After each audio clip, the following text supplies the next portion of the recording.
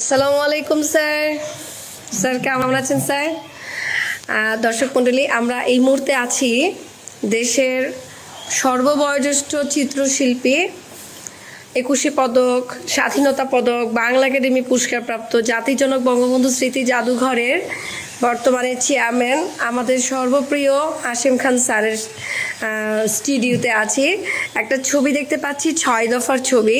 Sir এটা নিজে এঁকেছেন। স্যার এই ছবিটার সম্পর্কে একটু বলেন। এটি ঠিক একটি সৃজনশীল শিল্পকলা যেমন তেমন কিছু না, কিন্তু আমার কাছে আবার এটি একটি সৃজনশীল অবশ্যই। এই জন্য এটি একটি ঐতিহাসিক ছবি। 1967 সালে, তখন তিনি জাতির পিতা হননি, কিন্তু বরেণ্যের নেতা বঙ্গবন্ধু তখন উপাধি দেওয়া হয়নি, শেখ মুজিবুর রহমান 1967 সালে সে পাকিস্তানিদের সামনে যখন তার 6 দফা ঘোষণা দিলেন, এবং প্রথম তিনি যেদিন ঢাকা শহরে পূর্ব পাকিস্তানে বর্তমান বাংলাদেশে জনগণের উদ্দেশ্যে এই 6 দফা ব্যাখ্যা করেছেন, তার জন্য যে সভা আহ্বান করেছিলেন বর্তমানে নটরডেম কলেজের ঠিক উল্টো দিকে, এখানে হোটেল ইডেন নামে একটি হোটেল ছিল এবং একটি ফাঁকা মাঠ ছিল, সেখানে হয়েছিল।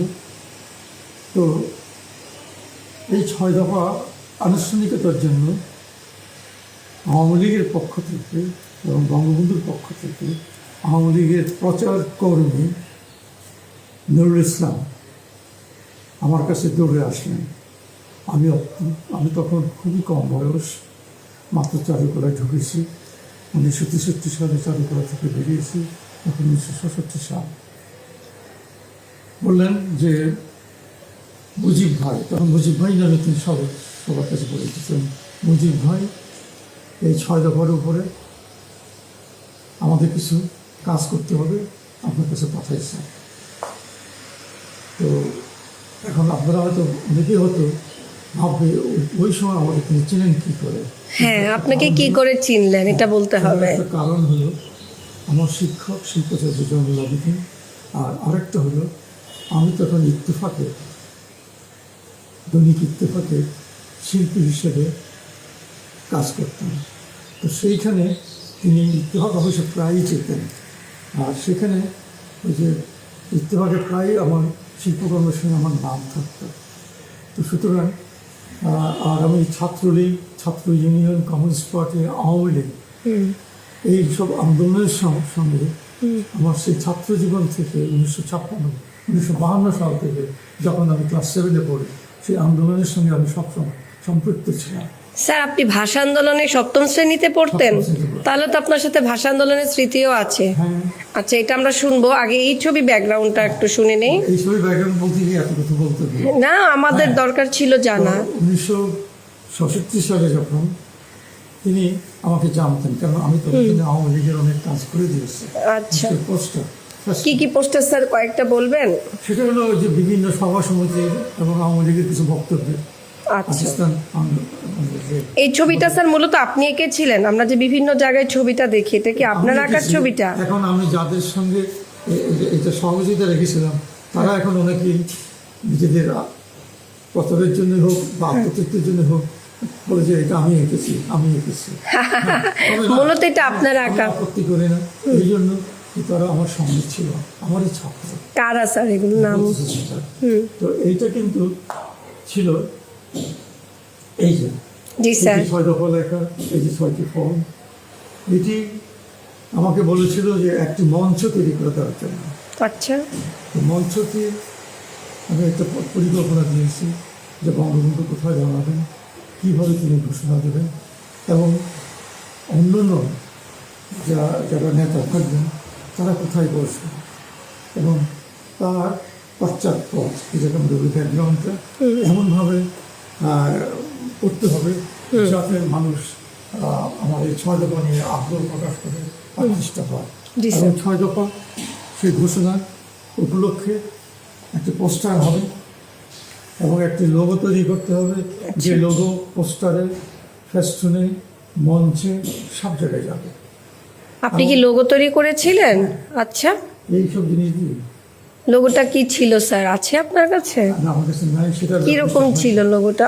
যাই হোক, ব্যাপারটা কীরকম ছিল সেটা ব্যাখ্যা করতে গেলে আমাকে আবার স্মৃতি খুঁজতে হবে এখন। আচ্ছা আচ্ছা, ওকে ওকে। তবে আমি যখন এগুলো যখন আমাকে দিল, আমি সত্যি সত্যি তখন খুব রীতিমতো বিপদে পড়ে গিয়েছিলাম আচ্ছা, যে এগুলো আমি কেমন করে করবো।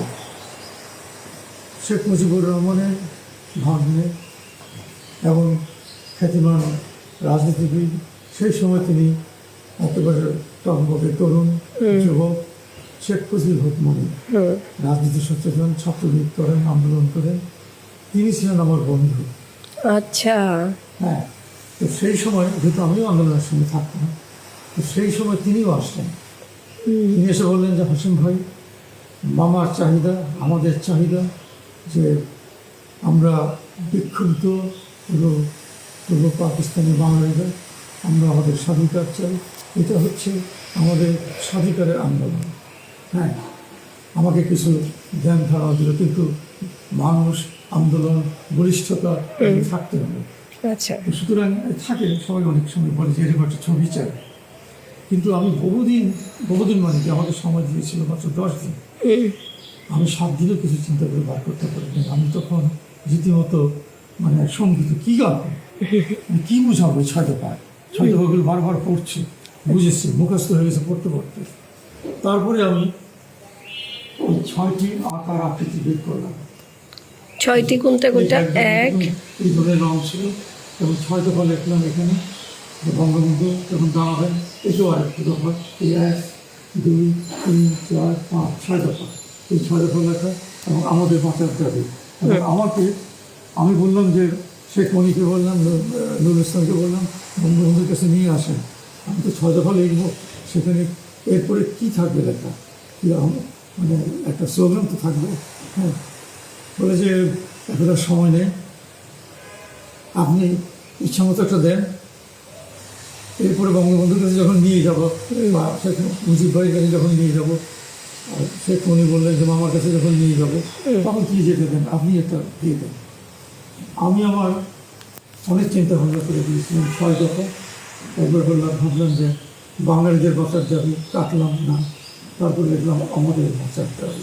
আচ্ছা, এই আমরা কে যে বোঝার বুঝি। এটা মঞ্চ ছিল এরকম? এটা তো একটা মঞ্চ ছিল এরকম, আমরা তো ছবি দেখি তো 6 দফার মঞ্চটা এইটাই ছিল। এটা ছিল, তো সেটার কোনো রঙিন আলোকচিত্র তখন ছিল না। হ্যাঁ, বর্তমানের আমাদের খুব খ্যাতিমান